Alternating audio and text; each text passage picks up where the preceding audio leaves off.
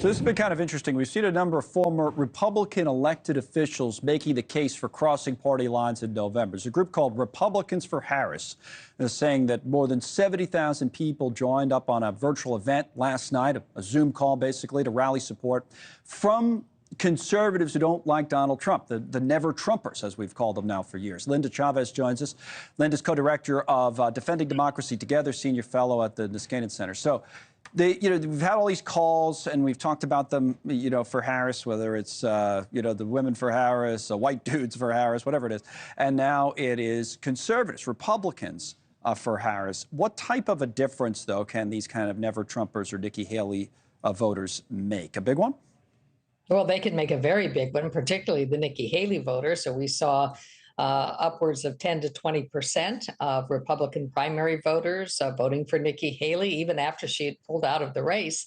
That can make all the difference in a very close state. All right, let's talk about what David French wrote at the New York Times. It's an interesting way of kind of setting it up as a well-known conservative writer for many, many years. And his op-ed was, to save conservatism from itself, I'm voting for Harris. He says, since the day that Trump came down that escalator in 2015, the MAGA movement's divorced Republican voters from any major consideration of character in leadership, and all the while it's labeled people who resisted the change as traitors. So that's kind of the big argument, right, from people like you believe this, is that Trump doesn't have the character to be president. And I talked about this on the show a little bit yesterday. He's trying to course correct on his campaign, and people said focus on the issues.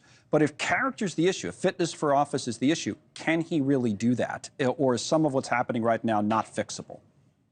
Well, I think it isn't fixable. And part of the reason it's not fixable is I don't think he wants to fix it.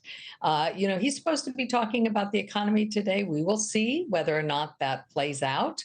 Every time he gets up before an audience, if he stays on script and reads from the teleprompter, he can get in a few good lines, make a few good points, make conservative points on various issues.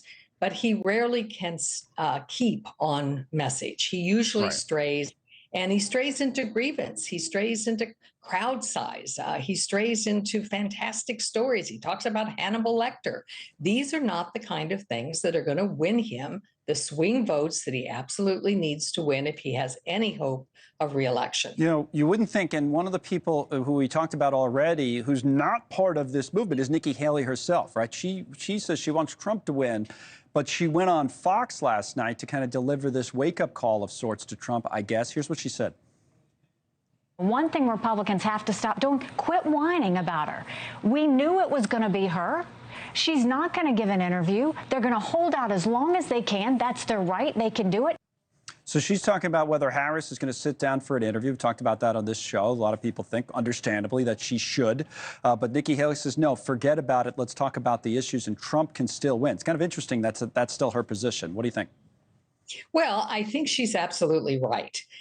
He has simply not learned the lesson that voters who have not made up their mind, who are not part of his MAGA faithful, are looking for something from him that indicates the positive way forward. What is he for that they can hang their hat on? And so far, he hasn't given it. I mean, he talks a lot about immigration, but then he throws out wild, crazy figures.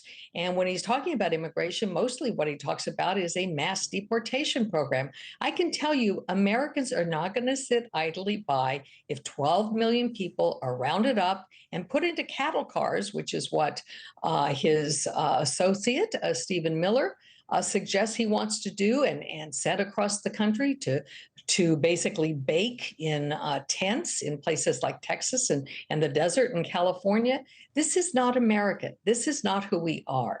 And for those of us who became Republicans because of Ronald Reagan, this is simply a message that turns us off.